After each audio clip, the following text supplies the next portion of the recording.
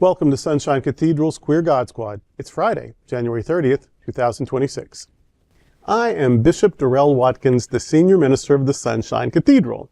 With me today are Bishop Robert Griffin, my husband, Reverend Dr. Ann Atwell, and Reverend Kevin Tisdall. We are the Queer God Squad. Visit sunshinecathedral.org to learn more about us. Queer God Squad was created by Hotspots Happening Out to support our mission to explore the value of faith in the LGBTQ community. There is no streaming TV show like this in the entire world. In 2026, we are celebrating the 41st anniversary of Hotspots magazine, with Queer News Tonight sharing over 11,000 stories and 11 million views so far. We are the largest nonprofit LGBTQ media organization in America, and we encourage you to support our mission to inform, entertain, and educate our community and allies. We are proud to announce that Hotspots Happening Out is a beneficiary of the Florida AIDS Walk. Funds raised will be matched dollar for dollar in support of Hotspots Happening Out HIV policy reform and educational programs, including the MSM conference. We invite you to join Team Sunshine Cathedral in this initiative. Join us on March 21st to walk in support of HIV community and along with the Sunshine Cathedral team. This is the Sunshine Cathedral perspective.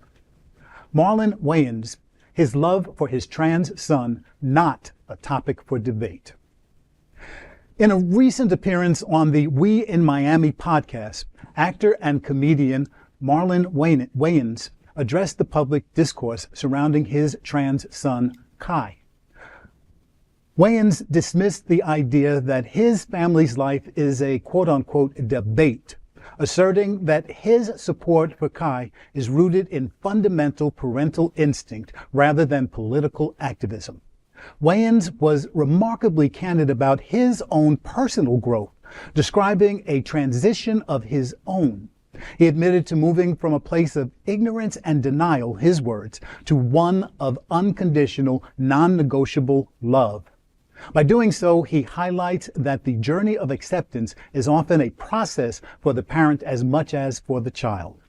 Wayans views protecting his child as basic duty should not be considered radical. He joins other high-profile black fathers such as Dwyane Wade in publicly shielding their children from societal and political scrutiny.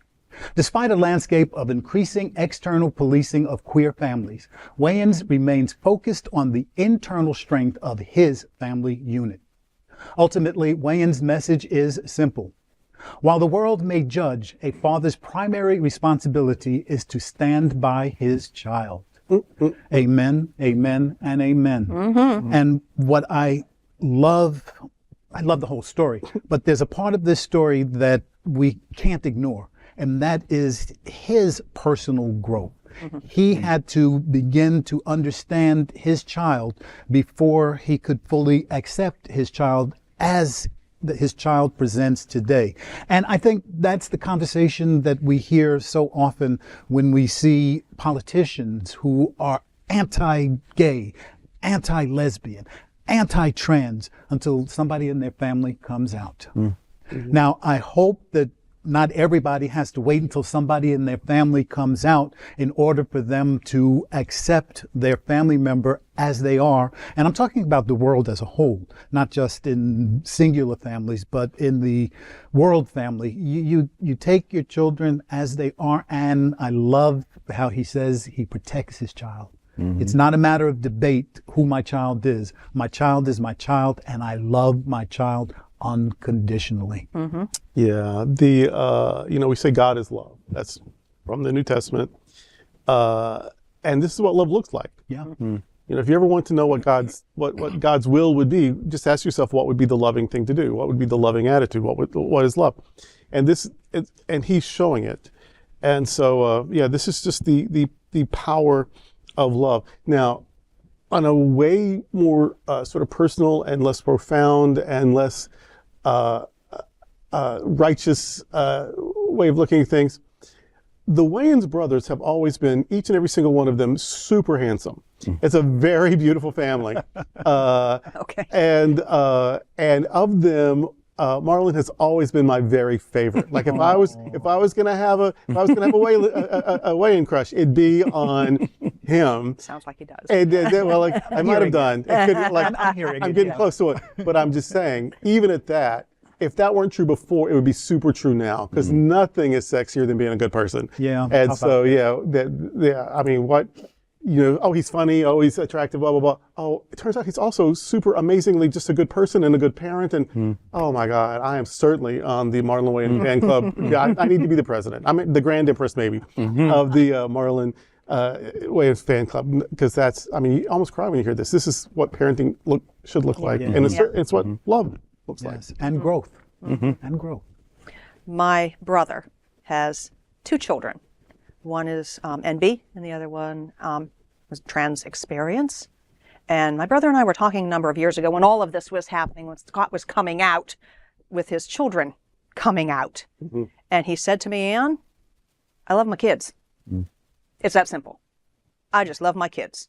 I have some stuff to learn, but I love my kids. And you do. And I saw it here just within the last month at Christmas time. The whole family was there. We love our kids. Amen. Yeah. And at the end of the day, that's really should be about. It should all be about love. And I don't want this moment to escape the highlight. He joins other high-profile black fathers. Yeah. And we have long known the traditions and how people have looked at black fathers, but this is a different take about love, acceptance, and black fathers who are loving their children, regardless. Yeah, you kind of expect moms and aunties and grannies to get there, if not immediately, pretty quick. But dads are sometimes a hard sell. Yeah. So difficult dads. Just, thank you for showing dads how to be dads. Exactly. Amen. I love this. And that's today with the Queer God Squad. Before we go, I want to invite you to check out our performing arts series in January 2026. In January, we will enjoy the antics of actor, singer, comic, drag artist Varla Jean on January 24th. Then on January 30th, Miss Richfield 1981 will bring her offbeat brand of hilarity to South Florida. And finally, on January 31st, the beautiful voice and charming style of Ann Steele is back. Lesbians love her, gay men adore her, and all music lovers recognize her as an engaging musical performer. Information about these performances and performers, as well as tickets to their shows, can be found at sunshinecathedral.org/arts. And remember the Cathedral Pub. The Sunshine Cathedral Center for the Performing Arts offers the Cathedral Pub experience. The Cathedral Pub offers performance attendees an inviting space to gather and connect with friends prior to the show, or a place to be while waiting for the doors to open. Guests enjoy live music, beverages, and appetizers in a comfortable meet and greet environment while they await the start of their performance. On show nights, the Cathedral Pub opens an hour before each performance and closes 15 minutes before it starts.